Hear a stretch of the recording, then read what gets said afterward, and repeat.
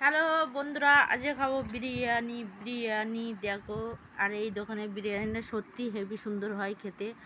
আর মানে এত সুন্দর বিরিয়ানিটা বানায়, সত্যি তেল মশলা কম আর হেভি সুন্দর বিরিয়ানিটা বানায়। আর আমার ছেলের মাথা ঘুরছিল, কিন্তু বিরিয়ানি দেখে ওর মাথা ঘোরা চলে গেছে। দেখো বন্ধুরা, আজকে পেঁয়াজ ভাজা, দেখো পেঁয়াজ ভাজাটা সেই হয়েছে একদম। আর এই লঙ্কা মাখাবো, পেঁয়াজ মাখাবো, আর এদিকে ডিম ভাজা। ওয়াও, একবার খেয়ে দেখবে, শুধু পেট ব্যথা করবে এমন খাবে না। কাঁচা শুকনো লঙ্কা খেলে কিন্তু পেট ব্যথা করে। হ্যালো বন্ধুরা, কালকে আম পান্না করেছিলাম পুড়িয়ে, আজকে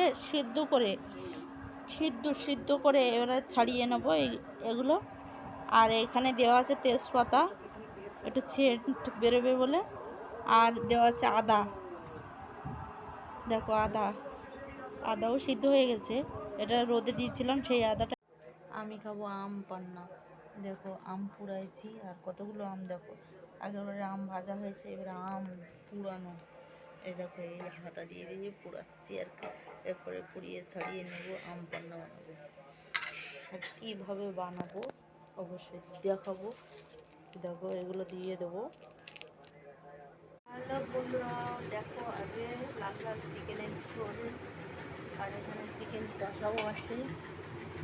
আর এখানে লাল লাল চিকেনের ঝোল দেখতে কেমন লাগছে অবশ্যই কমেন্ট করবে। আর এই চিকেনের ঝোল, লাল লাল লাল লাল চিকেনের ঝোল।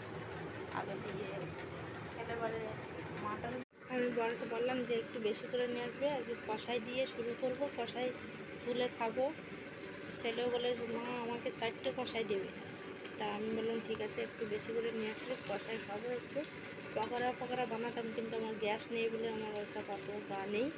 কারণ গ্যাস না থাকলে লোকের কাজ দিয়ে চাইয়ে নিয়েছি, নিয়ে তেল ভরে তবে রান্না করতে। হ্যালো বন্ধুরা, কালকে আমাদের খাওয়া হয়নি এই স্টোভের জন্য, তাই এই আবার পাশের বাড়ির থেকে চেয়ে নিয়েছে। আমাদের স্টোভটা দেখো, ওখানে কত ভালো স্টোভটা, জ্বলছেই না। তারপর আবার এই স্টোভটা নিয়ে এসছে। আজকে রান্না হবে, কালকে আমাদের খাওয়া হয়নি, আজকে খুশিয়ে নেবো। এই যে দেখো চিকেন কষা।